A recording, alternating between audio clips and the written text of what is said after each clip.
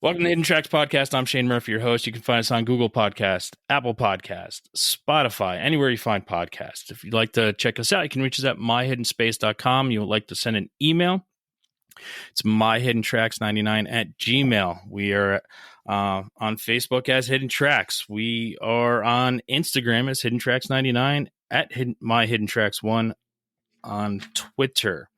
Today, I'm delighted to have Julia Steiner from RATBOYS with us today. She is an amazing singer-songwriter. And all I got to say is welcome to the show, Julia. Thank you so much, Shane. Thanks for having me. It's absolutely my pleasure. So I'm supposed to see you in March of 2020, and the world came to a screeching halt. And that was approximately, I was supposed to see you almost a full month from the day your latest album, Printer's Devil, came out. So, I mean, let's talk about that. Yeah. So, we put out our most recent record, Printer's Devil, on February 28th of 2020. And, the plan was we were going to go on our first ever headlining tour in clubs. In the past, we've done DIY touring and stuff where, we're on our own and we're promoting ourselves, but this is our first time ever, selling tickets to shows and things like that, and kind of having a little bit more at stake as far as what we were trying to do and trying to kind of create an experience for people. And so we were really excited to give that a go. And that was supposed to start on March 14th. Couple weeks after the record came out. But yeah, it was just a unfortunate series of events. Everyone got screwed over by the pandemic last spring, I should say. But I mean, lucky for us, we were still at home when all this happened. And so we hadn't sunk too much into it as far as time or miles went. Some of our friends were on the West Coast, from Boston, and they were in San Francisco and had to drive all the way back across the country and things like that. It took its toll on people in a lot of different crazy ways, but it was kind of like a historical, I mean, it still is. We're living through a historic event. So it's, for that reason, it's kind of, I don't know, it's important to kind of soak it up and just try to remember as much as you can, because there's a year we'll never forget, for sure. Yeah, and a trying time at that. And I mean, I didn't know that. That's awesome that, I mean, in a way that you hadn't gotten on the road yet. And yes. you I'm sure the equipment was packed and you were ready to go, and then everything stopped. But the fact that you were not on the road yet as a blessing in disguise. Totally, yeah. We were originally planning to be on the road already, down at South by, but then when that got canceled, it made sense just to stay home, and then once that got canceled, everything kind of snowballed and the dominoes fell. But yeah, we were super lucky, and we were able to all just stay home and hunker down and be as safe as possible. So we're lucky in that way. Well, we're glad you're safe. And I want to, with the latest album, it's, I mean, the year's gone already, but it does feel like it didn't go anywhere. So it still feels like it's brand new to me, your album. That's good. Hell yeah. Yeah. So you took a crazy road to writing for this album and to do things differently. If you want to expand on that, I know you went back to your childhood home to write in. Yeah, that was awesome.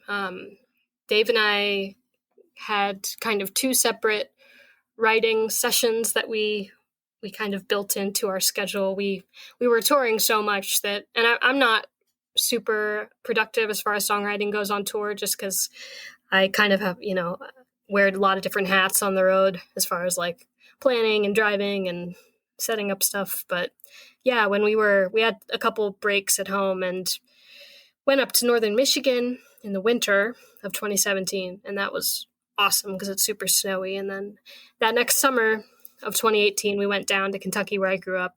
And yeah, my parents had put our house on the market. And I think at that point it was already sold, actually. It was just like the new family hadn't moved in yet.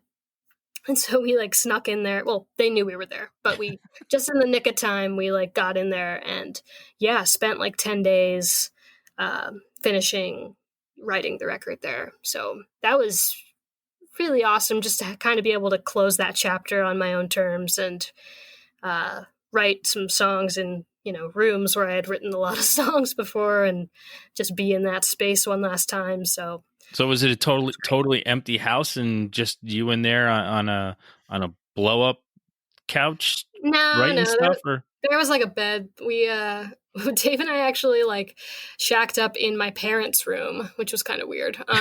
But it's like their room had like kind of tall ceilings, and so it was conducive to the acoustics were recording. Yeah, exactly. So there's like a TV on the wall, so we were able to like plug our laptop into that and use that as a monitor, like a visual monitor, which was really cool. But yeah, so there was like a scarce amount of furniture, and then yeah, just us. And the important thing is no one was there. Like there weren't any people there, so we were able to just kind of do things at our own pace and play late at night and, wake up whenever. And it was very, very loose. And, I just both of us felt so comfortable there. It's a place that specifically I knew like the back of my hand. So, yeah, it was great. And actually I've been really into house hunters and stuff lately and just like browsing weird real estate listings online. And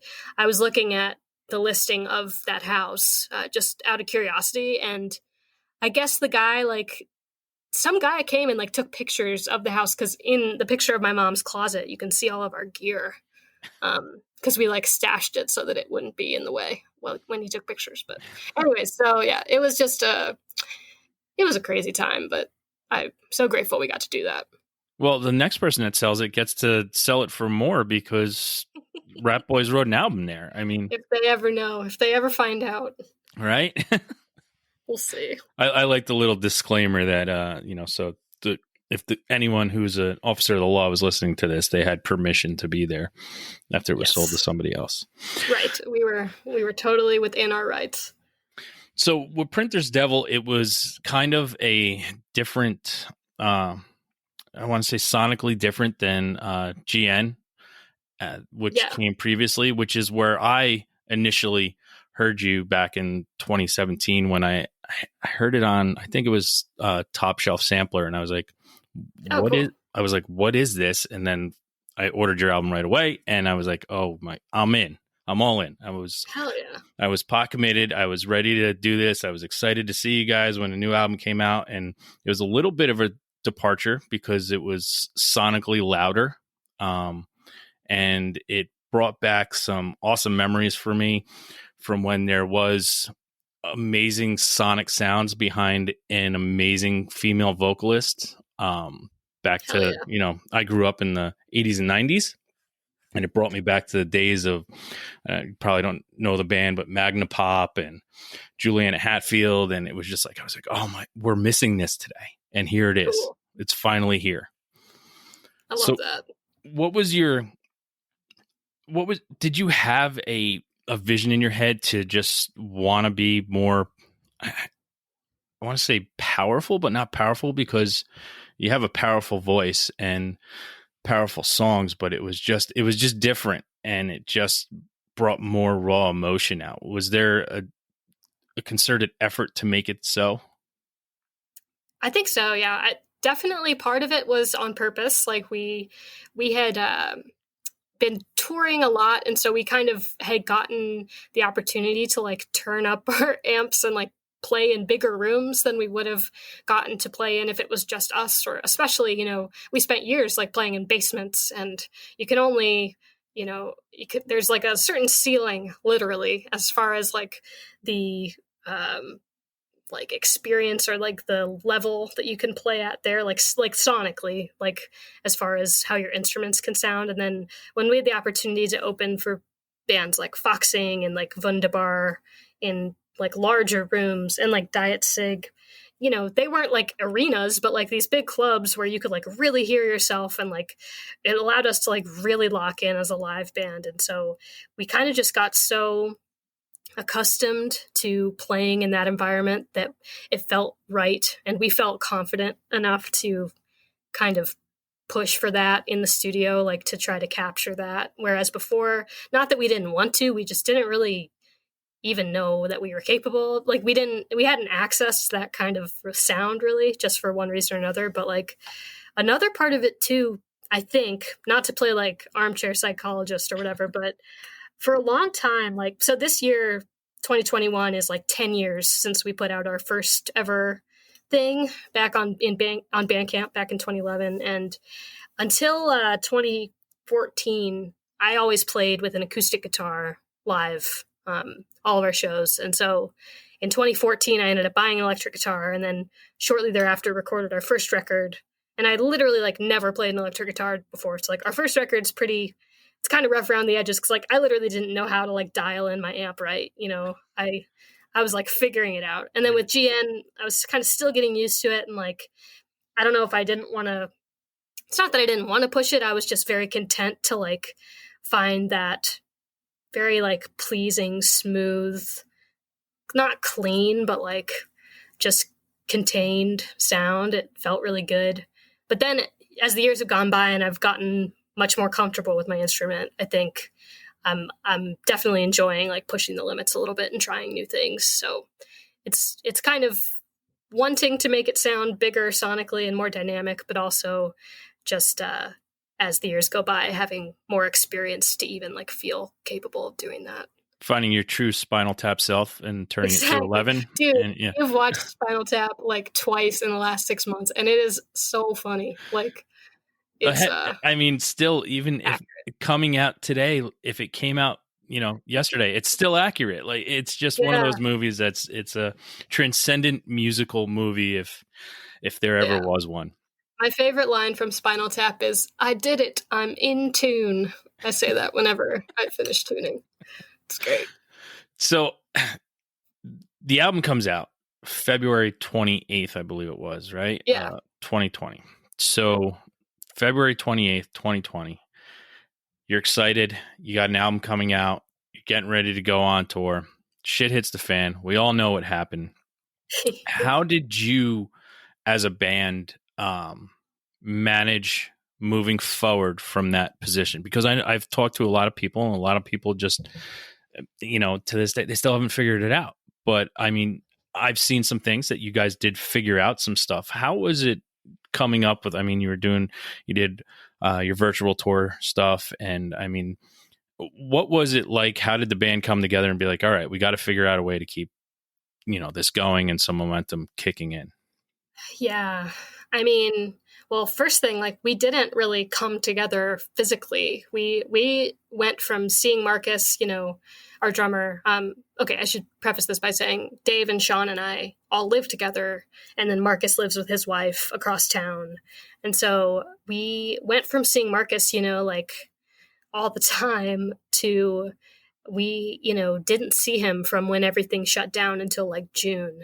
So we knew that we were going to have to figure out a new way to be a band, because there's only so much you can do when you can't all be in the same room at the same time. But yeah, I think it was a mix of, well, the first thing first is that we had all this merch. So I just like made a kind of post on Instagram in passing about how we had all this merch, and if anyone wanted to buy it, let me know. And it was a very overwhelming response. Like, people were just like down to buy these tour tees that like had no bearing on reality anymore. But we like were able to sell pretty much all of that merch in like a couple weeks. And that was that. I don't know if that like, that's awesome.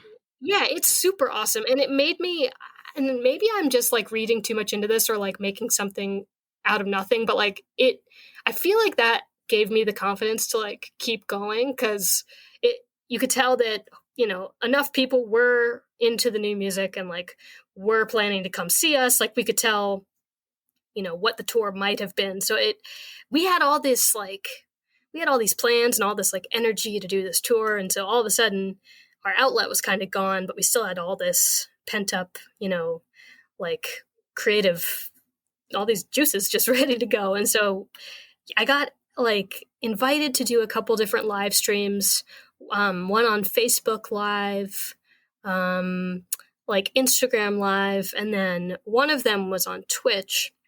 And I had never used Twitch other than like watching a couple channels kind of in the background. Dave had followed it a little bit, and I looked over his shoulder from time to time. But yeah, the one on Twitch, our friend Ryan started this app called Social Distance Party, which is a great name. Okay. Yeah.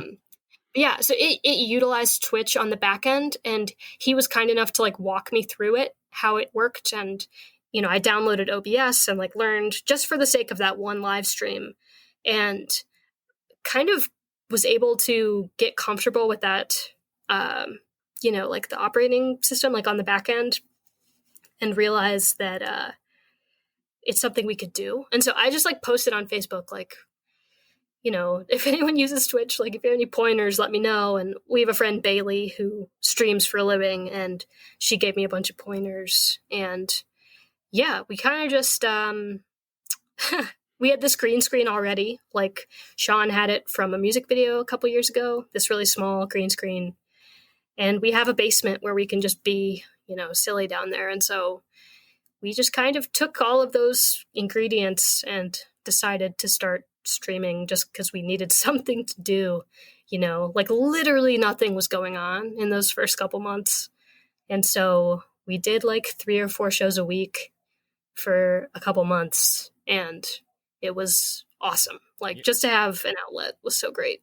Yeah, and I watched one of them, and I mean, just the cool thing with Twitch is just the live feed coming in from everybody, the comments and everybody saying stuff and what they want to hear and what they want to do.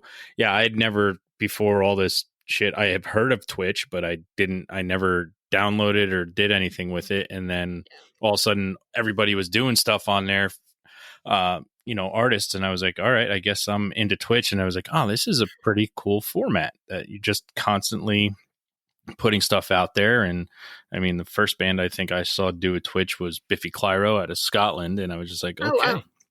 I was like, all right, I guess I'm into this. And then my friend, same thing, needed an outlet. He had a new album coming out, and he's like, yeah, we're going to hook up in the backyard and do a Twitch show. Can you come and just read off what everybody's saying so we know what we need to do? I was like, yeah, I'm all in. And I was like, all right, so I guess this is the thing everybody's going to do is Twitch. So it's awesome. And it was awesome that there was an outlet, something for you to do. I mean, could you imagine if you had your band and this was 1993 when this happened? I truly can't. I don't know. Like I still can kind of remember the days before the internet. I'm 28. And so like, I'm like a millennial, but at the bottom end, so yeah, I cannot imagine what bands would have done if this pandemic hit before the internet, because that's literally how we've stayed sane, is just having even like beyond performing, just having that connection, that like way to talk to people, not just friends, but like being able to kind of meet new people, which is honestly like one of the biggest goals of a tour, is not even to make new fans, but like literally to meet new people. And that's like our big like, something we really look forward to. And so we were still able to do that this year, which was amazing. Like you said, just to have that opportunity is. Yeah, and you bring in people that, and I think what transpired over the past year was it also could have opened up new avenues and brought new people to you. I know I've found a lot of new bands that I necessarily wouldn't have found through all of this stuff. And yeah, same. I think it's fantastic. And what we're doing right now, we're not in the same place. We're thousands of miles apart, and we're talking to each other, and we're meeting each other. And this is awesome. This is an awesome format of what we can do. And through all bad shit, we have to find the silver lining. And, totally. Trying to find that silver lining and finding new ways to get your stuff out there is awesome. And the fact that you had all that merch ready to go and you sold it out I mean, that's just a feather in your cap for who you are as an artist, really. I mean, It was like a souvenir too, because it was like the first time that we had ever printed T-shirts like with all of the tour dates on the back. You know, it was your fault. That's why. exactly. It's your And fault. so now it's like an alternate reality type of merch. It's Yeah. very cool.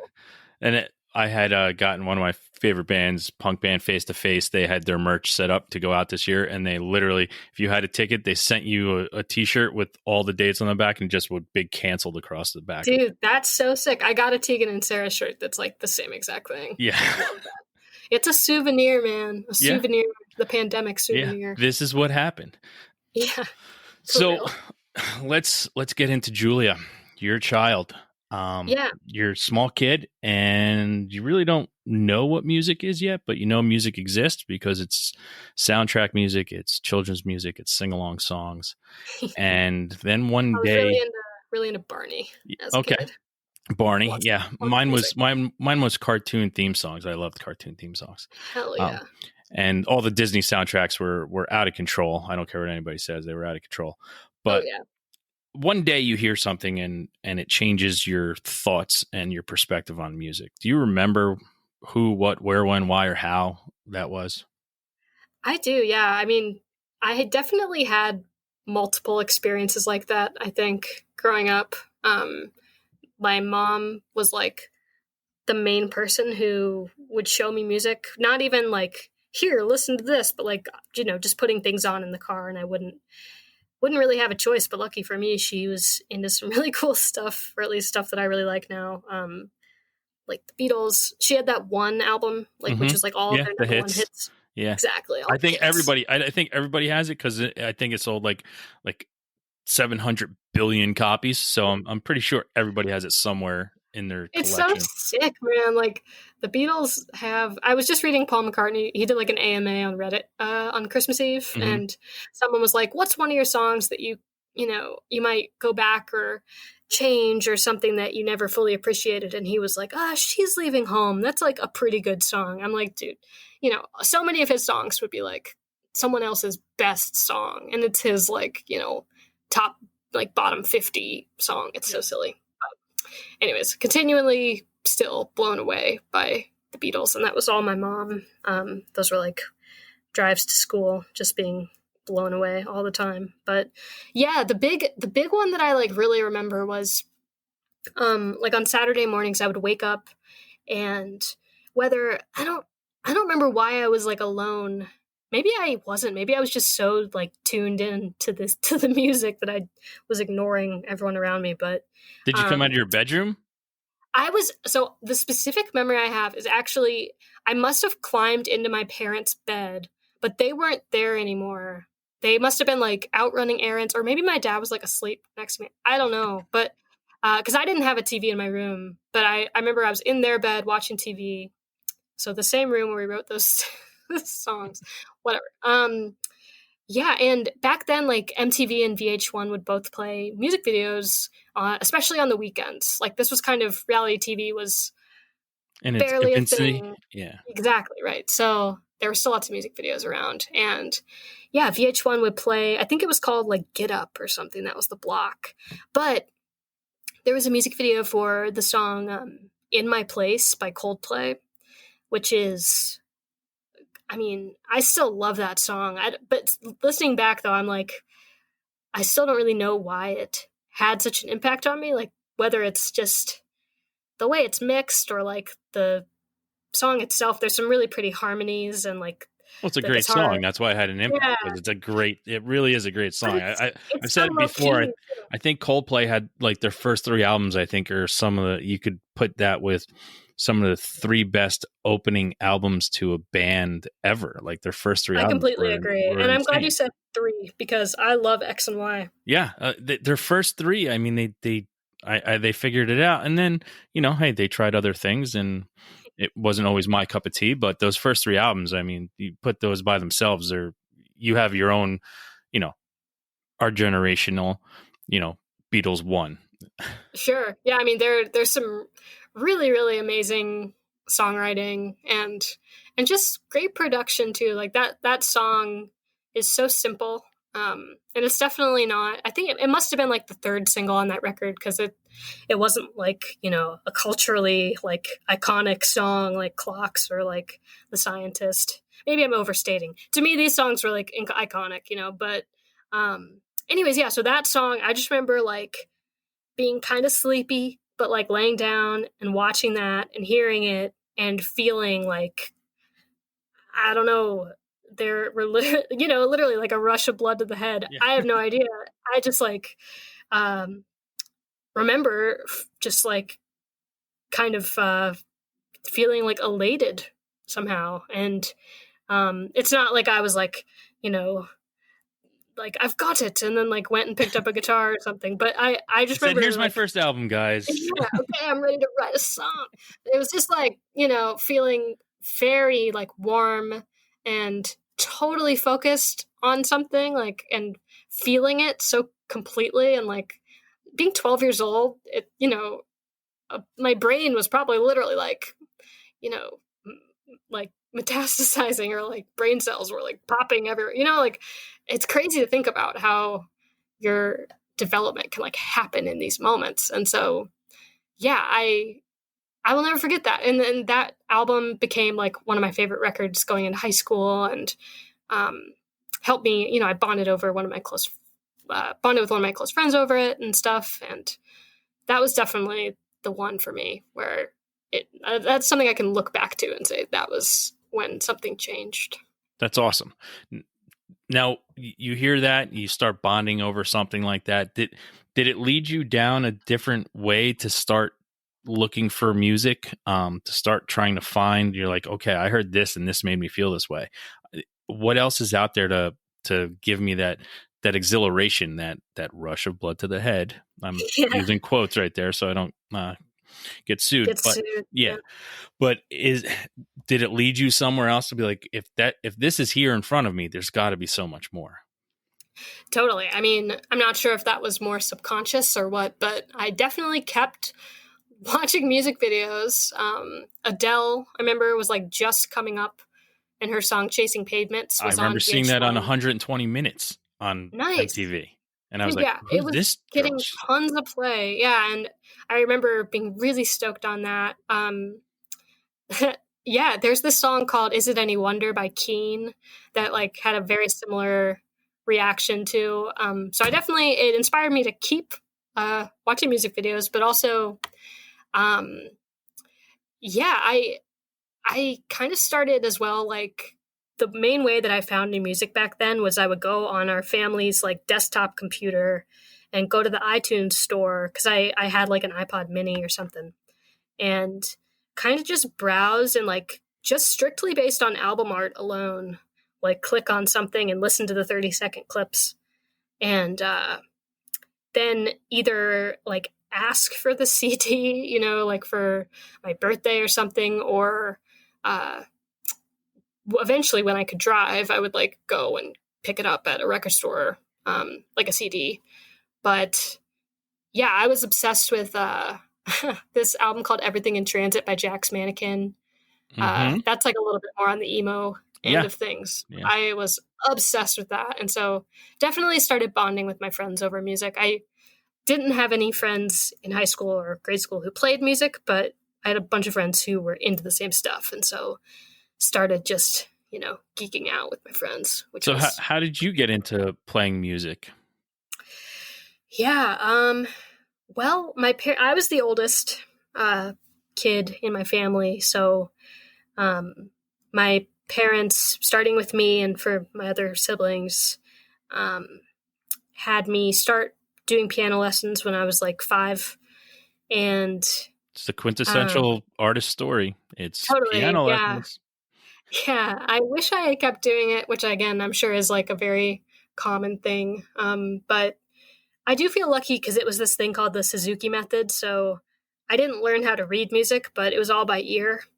You had to like memorize it and then like kind of learn by trial and error and by listening. And so, whereas I still definitely would not be able to like look at something and play it, it definitely helped me kind of just start training my ear a little bit, which is definitely for singing, the main thing that you need. Yes, the tone, pulling from that right. tone and finding it. Exactly.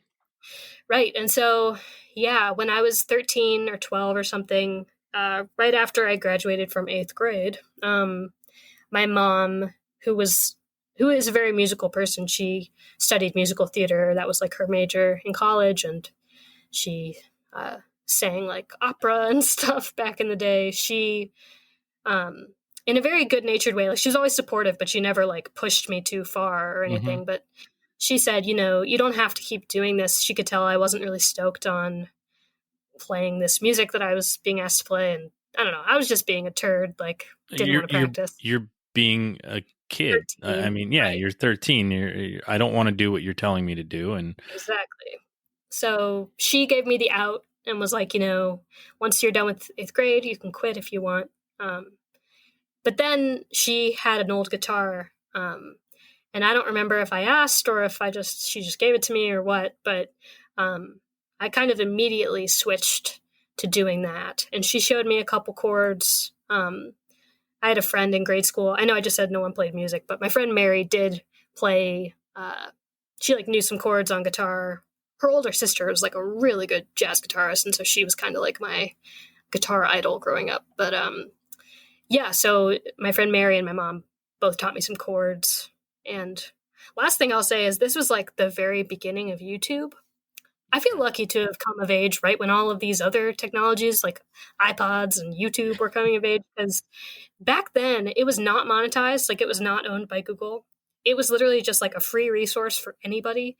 And which is so sad that it's like so far from that now. But yeah, back then, like it was pretty easy to look up like lessons or just any song and press pause and figure it out. So I kind of was able to teach myself from there using YouTube and just this Beatles book that I had. And yeah, it's kind of off to the races. So when did you figure out how to start writing songs? I mean, because I mean, you're 28.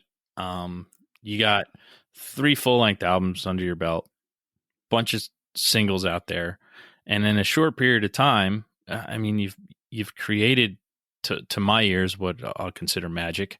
I mean, how did you start to figure that out? Was that, I know a lot of people start to figure it out by trying to cover people's songs and then figuring it out like, oh, okay, they did this here, so if I'm going to do something, I need to do, something like that. Or was it just, all right, I'm going to fucking try this and it's either going to work or it's not? Yeah, I don't even know. Like, I think it was more of the second thing you said. Just the first songs I ever wrote were like me writing songs for my friends to like try to make them laugh about the things that like our 8th grade drama, or like high school, whenever, like that year between 8th grade and high school, like, the silly things that were happening with, I was never super like boy crazy or anything, but some of my friends were, and just kind of making fun of them and stuff. That was the go-to. So yeah, that was very punk rock of you. It was super silly, and I was super into like cursing, Yeah. So it was just a lot of like angsty, like I'm gonna say shit because I can, like just like letting it out. So, yeah, that was kind of the beginning. I did kind of start writing little songs right away.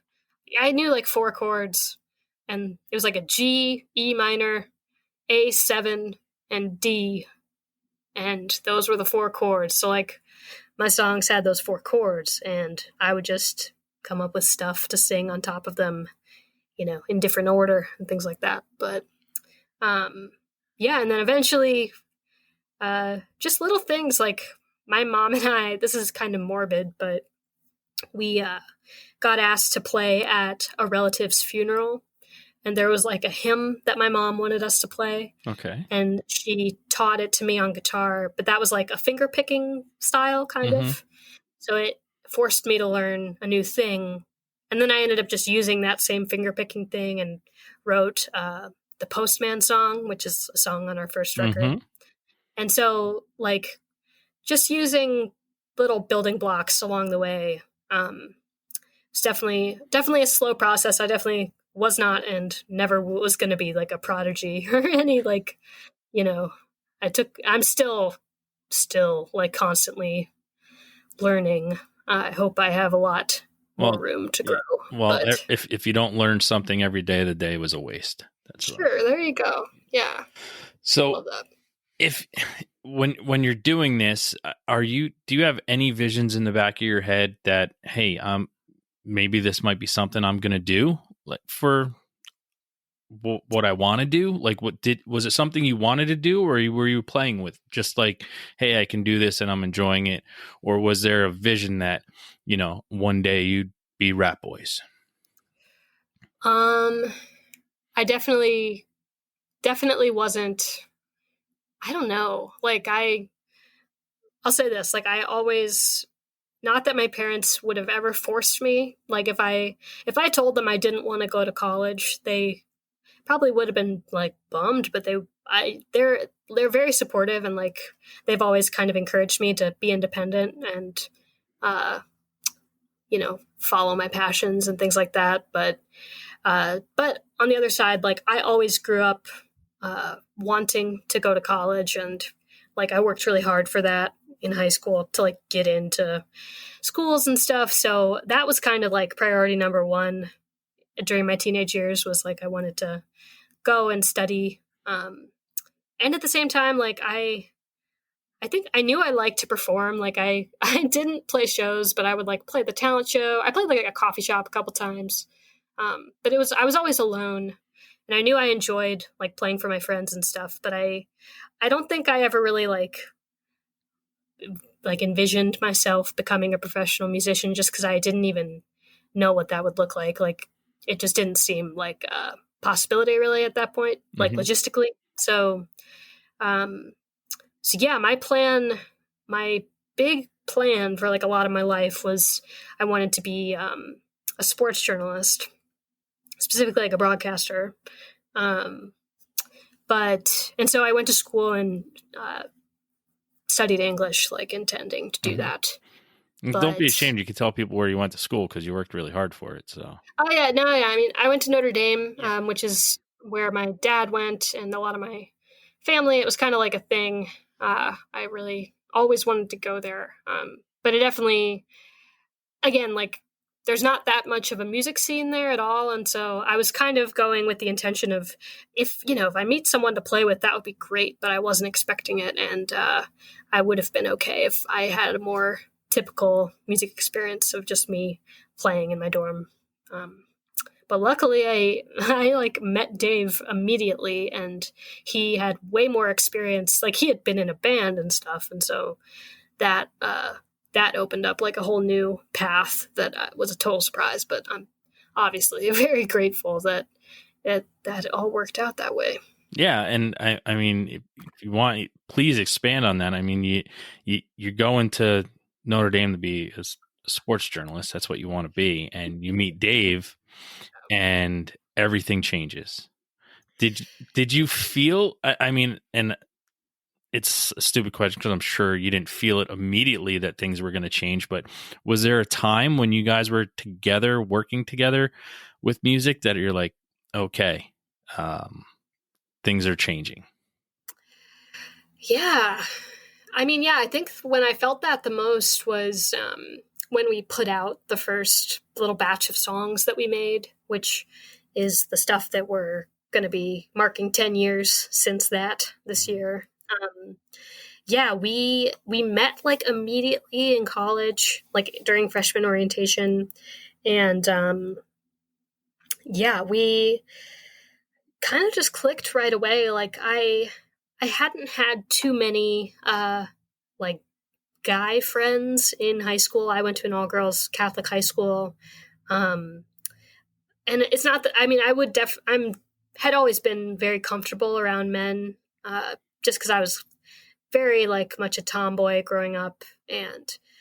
But even so, like just meeting a stranger for the first time, whether, whoever they are, there's always going to be a little bit of like, newness or getting used to each other and stuff. But I remember immediately with Dave just feeling like completely at ease, which is kind of strange. I don't know why. Like it might have just been that I was starting college and was just like a fuck it mentality. I'm just going to be myself and hopefully people like me. But I also think it was literally just like we had very compatible personalities and uh, similar interests, with music. So we started hanging out like immediately and kind of clung to each other, as friends would do because no one else really liked music in the same way. So we had a bunch of friends, and it never mattered that we were like the only two people in our close circle who played music, but we definitely valued each other for that. So yeah, we kind of started working on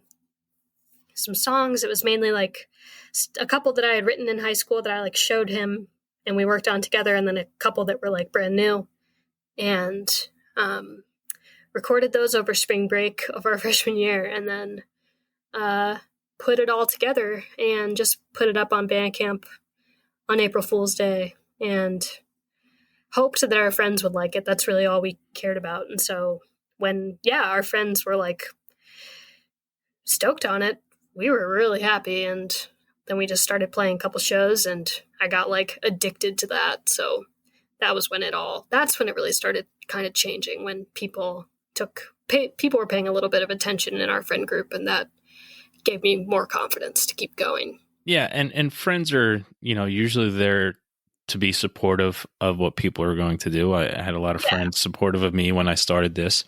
And you had to have just an amazing feeling when a stranger from somewhere else in the country was like, this is awesome.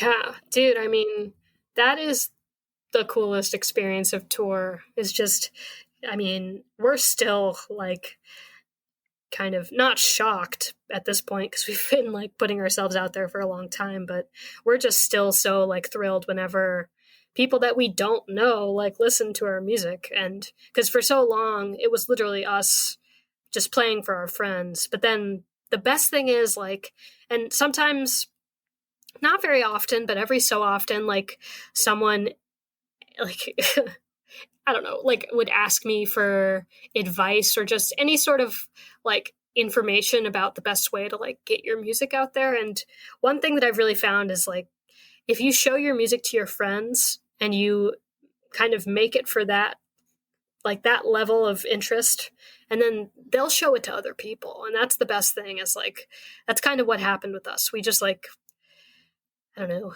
our ambitions were pretty modest and like close to home, and it ended up working out that we were able to just keep meeting people because our friends would like show it to their friends and so on. So and that's what music is about too. And I've said it plenty of times, music is the universal language, and I'm very lucky that I have a lot of friends who love music. And when I find something new, I get so much joy of sending it to one of my friends, like, hey, check this out. Like, totally. And them being like, oh my God, this is awesome. I'm like, oh, I feel like I did something special for somebody. Totally. I love that. So when you're creating a song for your friends, like, you're doing something special for someone it's a selfless act. Totally. Don't get me wrong. I love making music like for me too. Yeah. Like it feels really good. It's extremely healthy usually. And it, I love listening back to our music, you don't want to be too self-indulgent or like wrapped up in it, but it's super rewarding to write something, record it, even just like a scratch track on your phone, and listen back and be like, that didn't exist, an hour ago. That's the best feeling in the world, besides sharing it with someone else. Yeah. And what did it feel like when, you're on Top Shelf Records, which to me, there's so many amazing bands on there. Hell yeah. Like, how was the feeling when you were approached? Oh my God. We were so stoked. So the timeline is Dave had just graduated from school. So we like put out our first thing in 2011, but we always kind of planned, we both wanted to graduate. And so we waited a few years to make another thing, and start touring. But anyways, David just finished, he did a 5-year thing. So 5 years after we met, we recorded like a full-length album, and we were pretty much ready to just put it out on our own. We made a bunch of CDs, which we still have a bunch of them.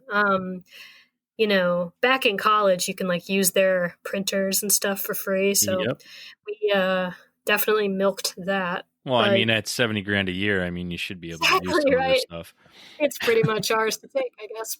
But exactly. But yeah, so we had made all these CDs. We made like 600 of them, and why the fuck we made that many, I don't know. But foresight. And then yeah, exactly right. We were smart, but we were planning to like do some tour, like a DIY tour that summer, and our bassist at the time was in another band with it's hard to explain. That other band's bassist is very close with Kevin, who runs Top Shelf. Mm-hmm. And so, Mike P., who is still a very close friend of ours, just passed along our music to Kevin. And luckily he liked it and just emailed us out of the blue. And I was stoked. I didn't even think to like reach out to labels because like, why the fuck would anyone know who we were? I don't know. We didn't have even that ambition at that point because we just had never really toured. We like wanted to. Yeah, it was new to you. It was new and exciting, and you didn't think of the bigger picture that could be out there. You're just like, all right, so this is how you do it. So we're gonna do it this way. Totally. Yeah, that's just kind of all that we knew from watching our peers, like our friends in bands, and so. We were so stoked that they were interested. We're like, damn, like they live in San Diego. Like we've never been to San Diego, like it was crazy. So we got on the phone. I still can't believe that they like agreed, they signed us and like they pressed that record that we had made the 600 CDs for on vinyl and had never seen us live. We had barely ever played. I mean, we had like played, maybe like 50 shows in our life over the course of 5 years, you know what I mean? So like, we were still a very green new band, but they were just like, we're doing it. And I'm still so grateful that they took a chance on us. But I'm grateful. That's how I found you. I mean, totally. On one of their samplers, I was like, oh, dude, that's the thing. Like that summer we went out and did that tour, and a lot of people were like, I'm here cause you're like the new Top Shelf band. And we were like, damn, that is so sick. You know what I mean? Like, it helped us a lot. Like, it gave us just a little bit of a foot in the door, as funny as it is, like, in the smallest way, just like to get into, when I was rap game, it's called street cred. Totally. We had a tiny bit of street cred. Just like when I was, cold emailing people asking for to book a show, it's, just like one extra thing I could put in the email that would maybe get their attention, or at least, give us a little bit of credibility. And so, we really enjoyed touring. And once we got hooked up with Top Shelf, we were kind of just stoked to keep going at that point. Well, I'm happy. I'm happy you guys found each other because it's awesome. And I mean, they got a lot of stuff out there, and you're one of those bands that, I point to when I'm like, Top Shelf, it's a great label. I mean, it's back in the day when I grew up, like you would literally just, besides album artwork, you were looking for a label. You were looking for finding that label. For me growing up, it was Lookout Records, Fat Records, Deep Elm, Doghouse. Like it was just like, okay, if it's on this label, I'm just going to listen to it because it's got to be good because somebody there has an ear. And yes, sometimes you'd find that one band you're like, oh, I don't get it. How did this make it here? But literally 99 out of 100 of the bands you would hear on them, you're like, I'm all in. And totally. That's where you guys fell in to Top Shelf for me. And I'm glad you guys found each other because it's a better way to get things out there too, besides that DIY stuff. Totally. I'm really, that's awesome to hear. And I'm really stoked at how Top Shelf's roster has kind of evolved over the years. Like when we got involved with them in 2015, they were at least maybe, I don't know. I'm trying to think of the timeline. Like they started in 2006 and they were like primarily an emo label. if you Kevin made a playlist of like his favorite song from every release that they've done in chronological order. Mm-hmm. And it's on Spotify somewhere, but it's really interesting to listen back because like the first few years, it was like a very niche vein of music, Mm-hmm. and eventually they just kind of said, "Fuck it, we're not gonna like, who cares about genre? We're just gonna do whatever we want." And I think they're way better for it because it's I mean, not that early repertoire or like catalog, I still think it's amazing, but I'm just stoked about like how diverse the music is. Yeah, when you do things like that, though, you have to kind of get a little mold so you can get your fans to attach to it, and then you can, once you have people, it's just like anything else as a band too. Once you have people, you can expand your sound and not worry about offending someone. That's so true. That's what bands do too. Yeah, I mean, I've never thought about that. Yeah, you've got your fans, you've created what you thought your sound was. And I had a guest on that one time put it the best. I mean, it was honestly the best I'd ever heard someone explain it to me. I said to him, I'm like, listen, your first album, like, that's what caught me. I'm like, and then your next album was like 100% different. What is that? He goes, well, we didn't know who we were when we recorded our first album. Oh, sure. He's like, totally. We didn't know who we were. And I was like, I never thought about that. I'm like, yeah, I guess that totally makes sense. And bands continuously change. It's not like a Radiohead change where every album is 100% different, but you're willing to do more things. Yeah, you're willing to be more of an artist instead of saying, playing your 4 chords and coming up with different ways to play them. Yeah, or just being able to, like, definitely, I think we've always, speaking for ourselves, like, we've always kind of wanted to push the limit or like try new things, but you just get better at your instruments over time and like grow as people too, which helps a lot. That's so true. Even now, like 10 years since we started this project, and it's important to know who you are a little bit and to like play to your strengths, but a couple times, not very often, but a couple times someone will be like, oh, that's such like a RATBOYS riff. And I'm like, really? Like, what does that even mean? Like, I have no idea. And so it's kind of nice to be a little bit like aloof to that, because then you aren't pressured to like do the same thing again. Yeah. And it gives you an opportunity. And as you get older, I use this reference all the time. When you're 18 years old, Bruce Springsteen, you don't fucking understand it. But when you're my age and, when you're 40, you're just like, oh, now I get it. Yeah. Because it's different. Life experience. Yeah. People are different. You had, they had life experiences and you didn't yet. Right. Exactly. So I'm going to ask you, this is the song that I prefaced. It's really hard to pick your favorite child, but do you have a favorite song that you have recorded and released so far from RATBOYS? Like one that you're just like, that's I think where we're at our best. And it might not be a new one, might be the first song you ever wrote, but is there, I know it's really hard, but do you have a favorite song that you guys have put out? Yeah. I mean, yeah, I don't know if like one, I definitely have, there are 2 that come to mind for me. I'll take them both. Cool. Okay. So my favorite recording that we've ever done is, I think Printer's Devil from the new record, like the title track. Mm-hmm. Just because we had never really approached a song that way before, where it's like, at least we hadn't done this in a really long time. Like it's based around a loop, and it's very like repetitive, but also kind of like expansive in a way too. Really, really enjoyed the process of writing that song too. It felt like I was like the most energized I have been in a long time. Just working off of this like story that I was reading about online, and it was a trip. And that song is very special to me. I love playing it live too, because Marcus has one of these like SPD things now, and so he can like press the pad with his drumstick and like the whole backing track comes to life, and it's just amazing. We've never really had that before recently, and so now you make me mad that I missed. It's gonna be that awesome. I didn't get to see.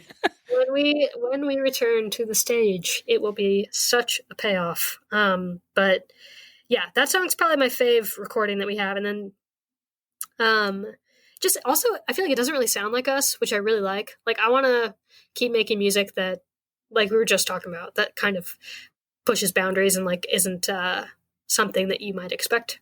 But then also, there's a song called "Crying About the Planets" from GN, where I'm still really proud of the recording, but like playing that song live is really fun because we kind of slow it down a little bit and give it even more room to breathe. And that song's really long, very like sparse. It's about these dudes in Antarctica who were like on this mission and barely made it back alive. But it gets very heavy, but it's also very quiet at times. It's very like dynamically just huge and feels really good to play. So I look forward to playing that one again as well. Awesome. I'm enjoying our time together, and I only I got a couple more things to ask. Okay. And this one need a truthful answer. And I mean, you're allowed to own things, but do you have a guilty pleasure in music that someone may look at I always, for some reason, go back to your iPod and find a song, but would look at one of your playlists and be like, wow, you listen to this? You know, like if it's, I don't know, if it's Bieber or NSYNC or something that somebody would just be like, why is this on your playlist?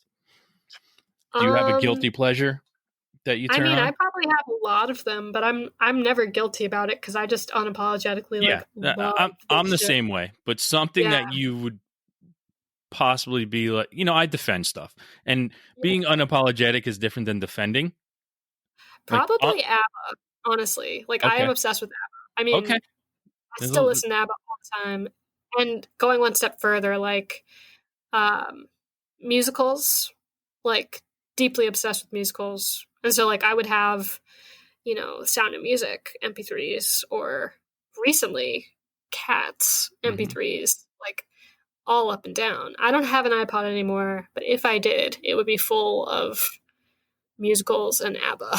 Yeah, I'll throw my drama card out there. I've seen Les Mis 27 times, like, and that soundtrack to me is just unbelievable. It's one of those things that it just, to me, sonically, and I never even watched the movie because I didn't want to, because I just love the stage performance that I've seen so many times. Fair.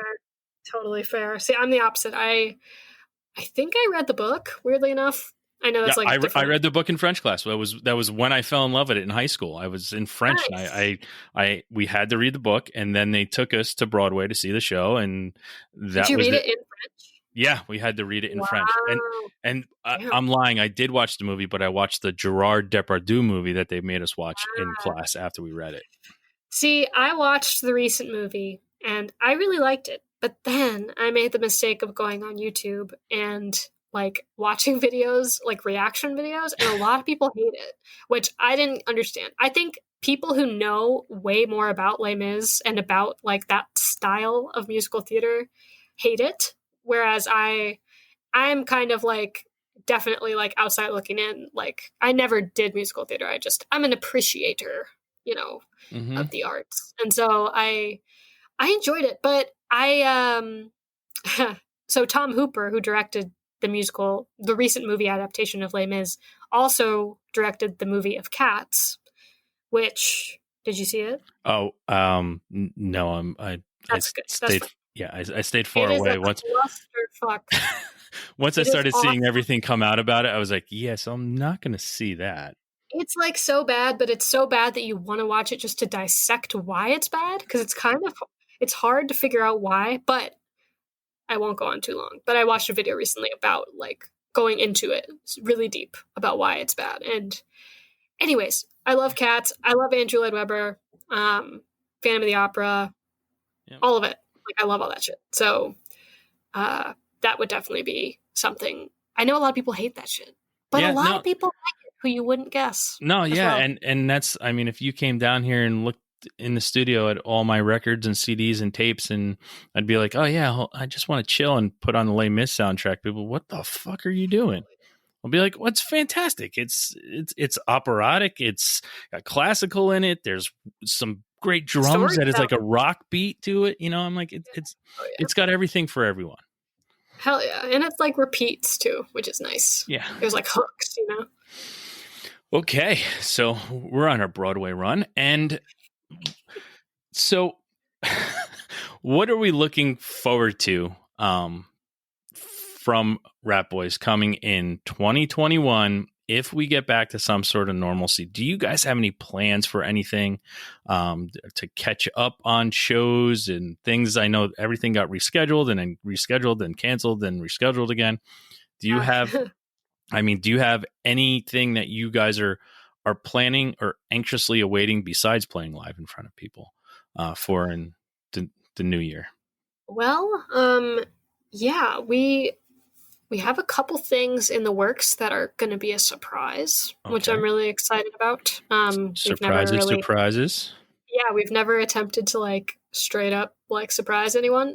So can't tell you what's happening. That's fine. Something's happening. And then, I mean, we're gonna keep doing like stuff on Twitch, you know, until we get the vaccine, probably. So, we're kind of trying to figure out a way to like not relaunch the virtual tour show, but just come at it from a slightly fresh perspective this year. I think we're gonna do more full band stuff on there once we get back with Marcus. We're all like kind of getting tested after the holidays and gonna like reunite with Marcus here in I think this weekend. But I think the big plan for us is we're like working on a new record. We have a Patreon, so like every month we make a cover and share that with folks, and like we have a huge playlist that we add songs to every month. That's really enjoyable for us to, I don't know, just share music that we're into with people. But we have shows, we kind of have tentative holds, as they say, in October on the East Coast. And the plan that pans out by then. Yeah, let's hope. I think it will, honestly. And I think the name of the game is going to be there are going to be so many bands ready to go. Yeah. And I think that's the tough part for everyone, is because everyone is going to be wanting to do the same thing, and trying to get those things on the books now is, you know, huge. Right. So if it does happen, you're first.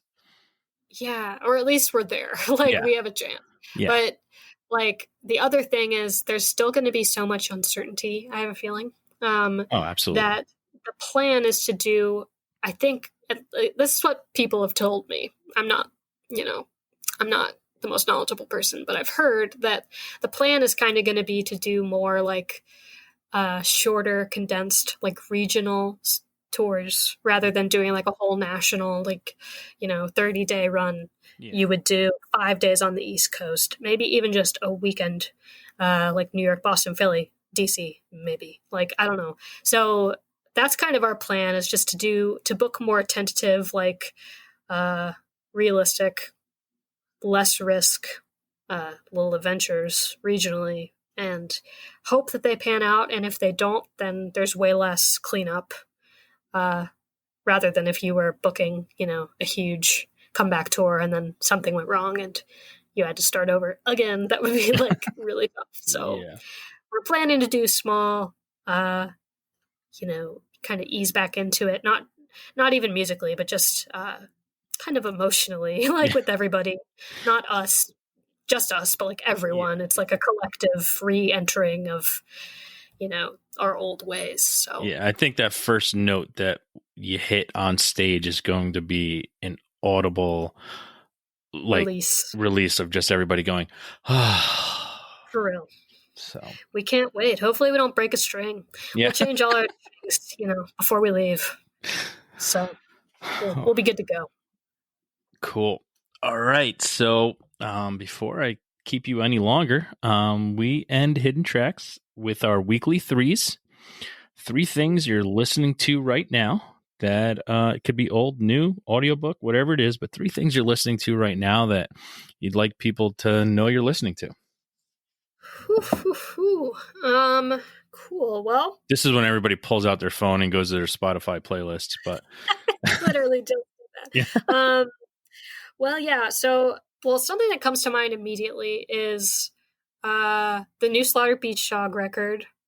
Very, very into that. They just put out kind of a surprise record right before Christmas called At the Moon Base. And it's very cool. There's like saxophone all over it and lots of spoken word. And yeah, I saw them in Jersey City a couple of years ago. Cool. Yeah, I've never gotten to see them, but I'm a huge fan. And the feelings I get listening, it's like a very cozy, very like reassuring. It's almost like talking to a friend in a weird way, even though I've never met them. But so that I've really been enjoying that. I was driving recently for the first time in a long time, and that is like an A+ driving record. So highly recommend. On that same driving trip, I listened to the new came out last year, but the Samantha Crane record. Have you ever listened to her? I haven't, but I'm writing her down because I will be. It's spelled Crain. But she's an amazing singer-songwriter from, I think, Oklahoma. I've been a fan of hers for a while, like back in the early days of YouTube, like I was talking about, found her, just like a video of her like singing in a backyard. And I looked for it. I think it's gone from the internet, but anyway, she is still going. Nothing's ever gone from the internet. I hope not. Yeah, I hope, at least as far as that goes, I hope I can find that video someday. But she keeps evolving, and like this new record, kind of in the past, she had always done more stripped down, maybe not even arrangements, but it was always more direct, like her voice, not very affected or anything. But this new record, she messes around with like double tracking her voice and like lots of weird drum tones and stuff. It's cool. Awesome. I was surprised. Now I'm excited. For something new. I threw one of her songs on our Patreon playlist, which I can just send you if you want to check it out. But yeah. God, but that was only 2. That was only 2. 3. I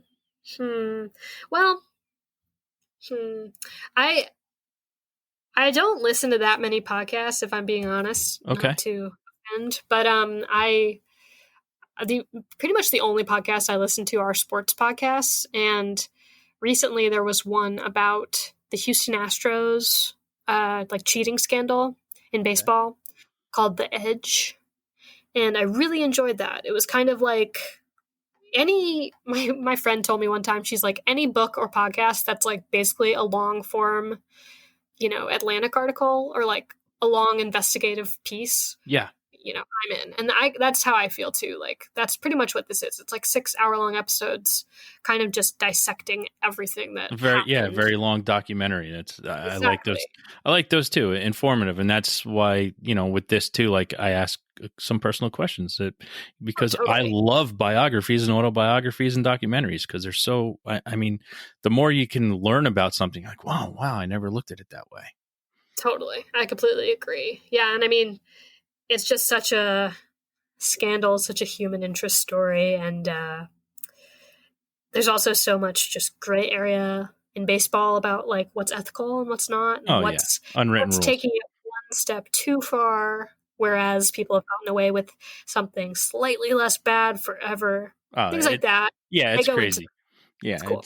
I love baseball. I take my nephew every year to the Hall of Fame induction in Cooperstown. So nice. Yeah. Wow. That's sick. Well, okay. If you're a baseball fan, you should definitely check it out because it is fascinating. I definitely will. All right. So my 3 for this week are The Velvet Teen. You talk about that relaxing type of just, I think they're amazing, and it's great music to cozy up to sometimes and have dinner with somebody or just sit down and open a book and have it on in the background. I think they're absolutely fantastic. Next is Maritime. Davey Von Bolen from Promise Ring, Maritime. They're amazing. I'm a huge fan. And last but not least is Look Mexico, emo indie post math rock band from Florida. They're amazing, and been listening to them a lot lately too. That is sick. Have you ever gone to the fest? No, I know. I saw them at the fest. They're unbelievable. I got into when I got into them, I was into like a lot of that same, like I was searching on everything. Like there was This Town Needs Guns and bands like that, and I was just like, oh, I'm like, yes, this is where I'm at right now, and I stayed in that lane for a long time. And then Prawn too was in that phase for me, but there was a lot of stuff that I just was like, yes, this is what I need in life. So this week was sick. Look Mexico. Awesome. All right, so not going to keep you any longer. I'd like to give you the opportunity to tell everybody how to find you guys, what you're doing, how to find you, and how to pay attention for everything coming up, and how to be on the lookout for all your surprises. Yeah, hell yeah. Thank you. The best way is probably, on Instagram or Twitter. We're just at RATBOYS Band. And as far as that goes, we post there all the time, kind of pointing you in the direction of our various virtual performances and things like that, which are on watchratboys.com.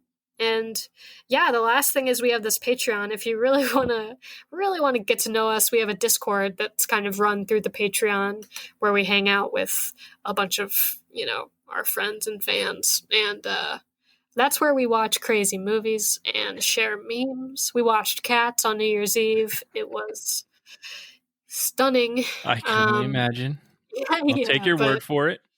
Yeah, hit us up on there. I think it's like $5 a month to be a part of the Discord, and you get a bunch of like files and stuff. So, yeah, we're on the internet, aren't we all? Yes, we are.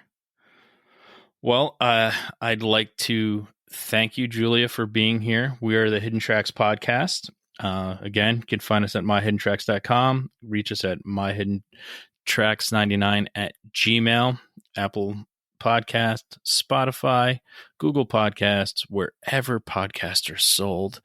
And subscribe, 5 stars, write a review, go out, follow the RATBOYS, listen to them, listen to why I think they're amazing and why a lot of other people do. And let's support our struggling artists in some dire times and for better times to come. So Julia, I want to thank you so much for being a part of this today. It's been an absolute pleasure talking to you, and I can't wait for awesome things to come from the RATBOYS in the future. Yo, thank you so much for having me. I really appreciate it. And yeah, really enjoyed this conversation. Can't wait till we can get back out there in person and rock together again. Yes. So everyone, as we always end this, just go out and have a great time.